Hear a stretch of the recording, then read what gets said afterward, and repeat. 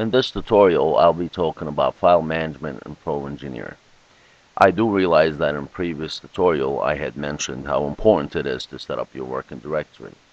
It's essential that you develop the habit of setting up a working directory before you do anything Pro Engineer, for multiple reasons. Every time Pro Engineer saves, you save a new version of the part at hand. So if you save in 10 times, now you have 10 files. Also, all the error messages will be stored in one place. Now, you don't want them to be scattered all over your computer, which will eat up a lot of the memory on your computer. So as you set up your working directory, everything that's saved, all the messages, will be all in one place, and it would make it a lot easier to manage and a lot easier to clean. Now, there are multiple ways of setting up your working directory. The first is under the File menu, Set Working Directory, and that would take you, let's say, for me, I'm on desktop, I have Pro Engineer File, and I want to go in Module 1, and click OK. Now, the other method would be right under the File Management Navigator in the Pro Engineer Navigator window, and you can go to Working Directory, which will open up in the middle window where the browser window is, and you could set it up that way too. File. Now, to save a file, unlike any other Windows application, you would have to actually click OK for it to save. Now, if you're working in Microsoft Word, Excel, just about anything else, when you hit save, it saves. And many programs also have an autosave, which means frequently the program saves your file on its own. Pro Engineer doesn't do that, which means if you worked on a part for 3 hours and you never saved it, and for some reason your computer crashed, you lost 3 hours worth of work. So it's a very good habit to save frequently, especially after you work on a feature that takes you a while to figure. Once you get it figured, you might want to save. This way you won't waste your time. Now, your computer is not going to crash every single time, but when it does, you'll be thankful that you had saved your parts. So just remember, save. And in this case, you can't change the name. You have to accept the default name or whatever name you had given your file. Which brings me up to another matter.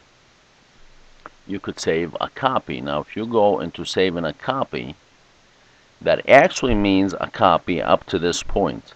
So this would let you give it a new name. Let's say we want to save example 1 as example 01A. And now we have a copy. Now notice the name here didn't change, and the copy is not going to update as you work further on this. It would make a copy up to the point where you worked on this part. So if you were to go back to open, you would see example 01A here. Let's say if we had any changes, it will not be reflected in this port.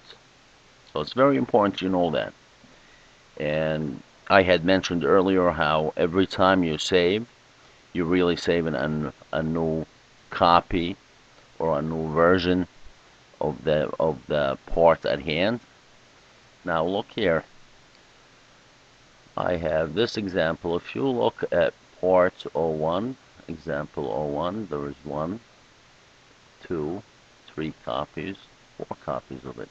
Each of those was a single save. Oh, actually there was more. There's 5, 6.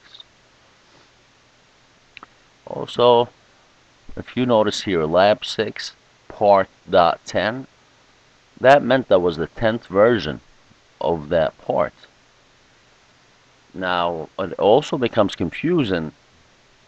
If you were to open this in Pro Engineer, it will not show you that numerical extension there. So you may be emailing me a lab that you had finished, but somehow you attach the wrong copy of.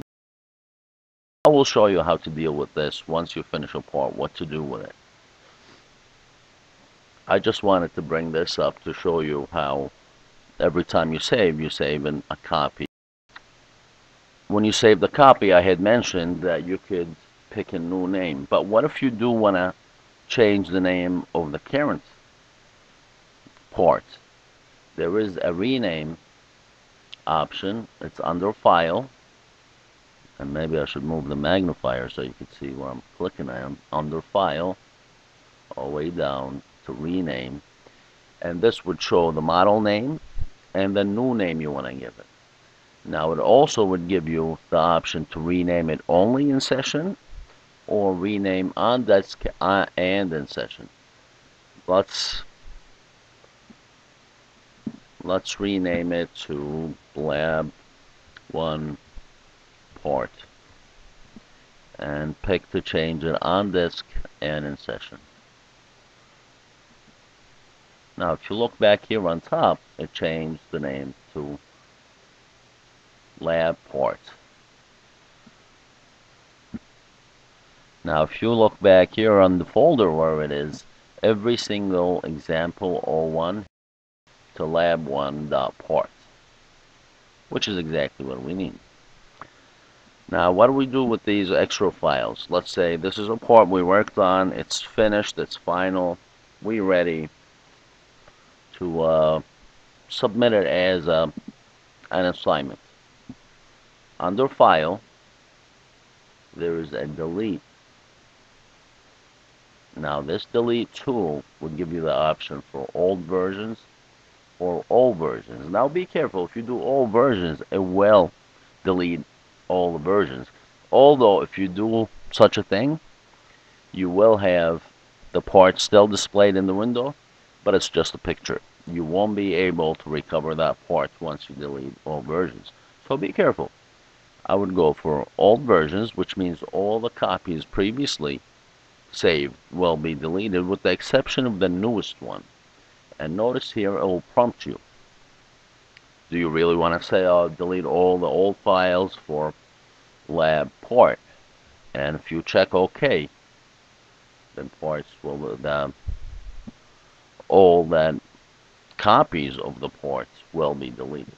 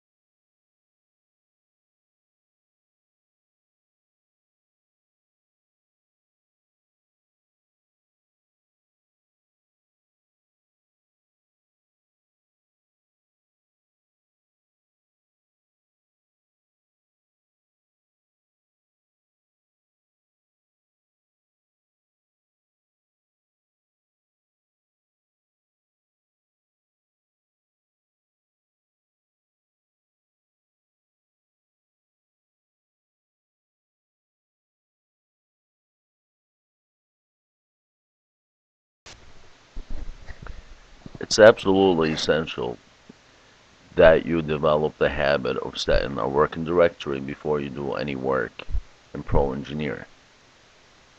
Not only that you'll be able to find everything you saved, but as you'll get trial and error messages, you will always know where they at, and you could always go back and clean that folder.